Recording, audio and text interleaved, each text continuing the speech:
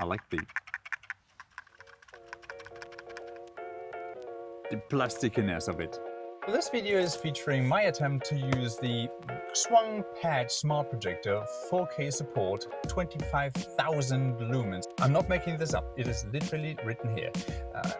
Wi-Fi, Bluetooth, portable, native 1080p outdoor projector with a 360 degrees stand. Let's have a look. I was traveling when they called and asked me if I could be in one of those meetings where you put a little projector in front of the model and look at the projections, how they could look like. So, as well prepared as I am always, I was on a camping trip and I didn't bring any of these smaller projectors that you know from the other videos. So instead of traveling all through Germany to get one of those projectors where I live, I did the only reasonable thing and went to Amazon and got the best offer I could get. Let's have a look.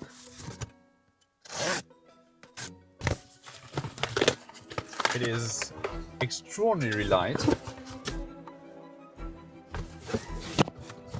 and it's obviously made in China. So let's see what's inside.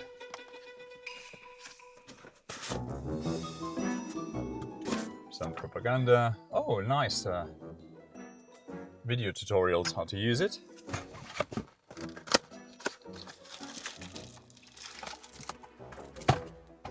Some cleaning pads. Okay, obviously I have to clean it. A surprisingly thick manual with a lot of information written and printed in German, because obviously that is the language that I choose. A small power brick with a proprietary connector, a 4-pin connector. Oh wow!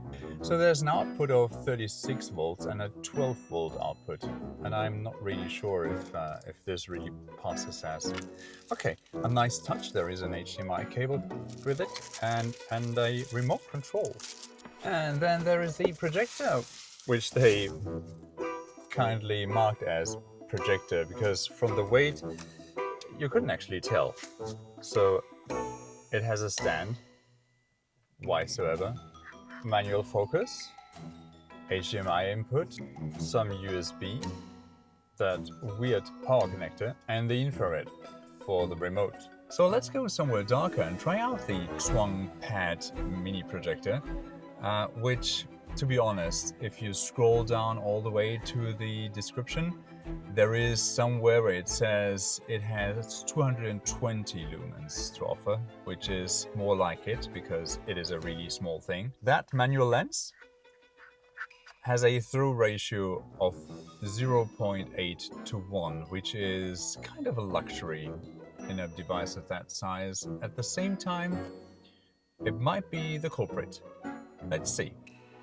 Well, this is 80 centimeters, so it should be 1 meter wide on this piece of even.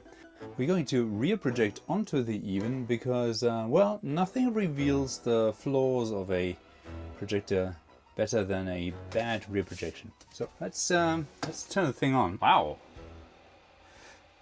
First surprise, that little thing isn't off-axis. Watch this video for more explanation on off-axis, but this is center axis, which makes it pretty good for simulating the physics of a normal theater projector.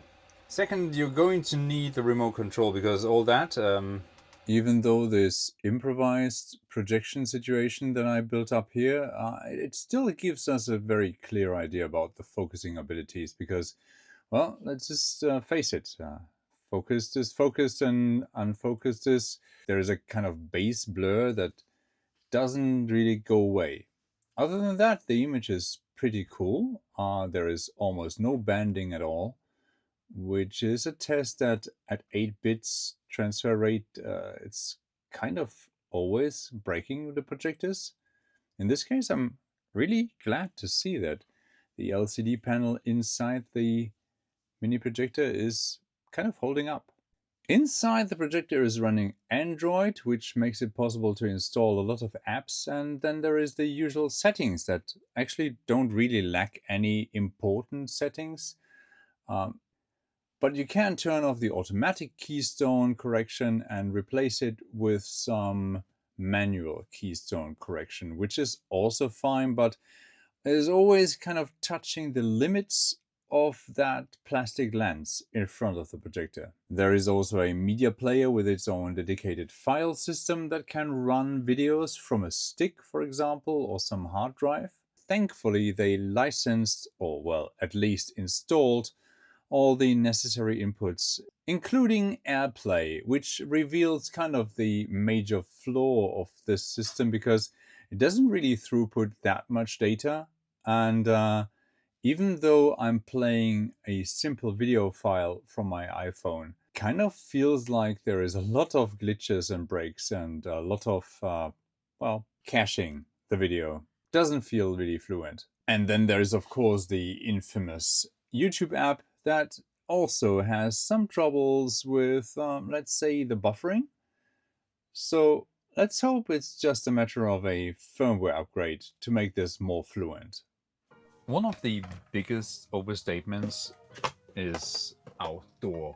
Like, you can't use this outdoor. First, there is this flap on the side that lets you access the inner workings of the projector. And obviously that isn't sealed, so water and all humidity is going to come in. And the second is this connector, because the power supply provides 36 volts and 12 volts through those 4 connectors. And obviously you will need a power supply to run this. So doesn't really make it outdoor, does it? One of the biggest problems is this projector needs the remote control because there's only one button to turn it on. You will need this remote control to run the device. Otherwise, there is no chance of you accessing the menus and changing the inputs and stuff. These speakers, well, let's call them speakers, but let's not expect any great sound system in a box like this. So is it any good? If it was $39 or $49, it would be okay. I paid 69 euros for this. I don't think it is worth it. It's a lot of plastic and it's a bit too bulky for what is inside. So it could be a lot smaller because this is actually pretty big for a small projector. Xuan Pad. Maybe this can be obtained by any other dropshipper. I think it's the same for many of those out there. So you know that I almost never post projector reviews, like not even on these things. Let me know in the comments if you want me to review more of these devices to see if we can find that one that actually works. Because this one doesn't work. It's not outdoors because you need this special plug, and then you'll need more devices like a remote control, and I don't really like when you can't handle the device like that. But let's address the biggest elephant in the room. This thing has automatic keystone. So if I point it up, it will then keystone my image. But if I point it up, the lower edge of my image will be closer than the upper edge. Let me explain what I'm talking about with my favorite of science, physics. So there is the lamp, then there is the slide, and that slide is being projected through that lens. So this is the projector, and it shines out the image like this to a focused plane like this. Now maybe this projector is sitting on a table and we want to project on the wall behind that table, so we have to rotate the projector on its axis.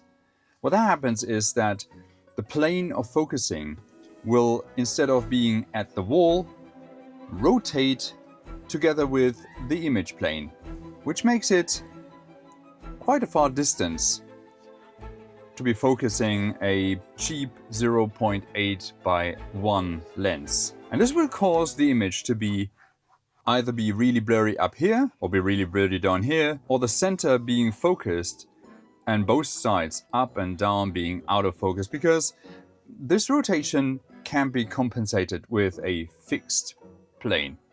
Therefore, you would have to move the image plane up and down, which is called a lens shift. And this projector doesn't have a lens shift. And that is a problem that not even the automatic keystone on this chip can solve. It's a physical problem, and we will always have it with this projector. As a consequence of the cheap build, meaning that they didn't really bother about creating a sealed light pipe like other projectors, they just added a flap that makes it possible to clean the system when it gets dirty. And this is why they added these cleaning swabs. Am I happy, Xuan Pad? I don't think so.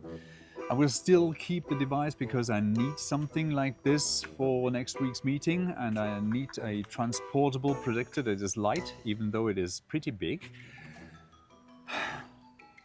But I don't trust it. I don't trust it as far as I can throw it.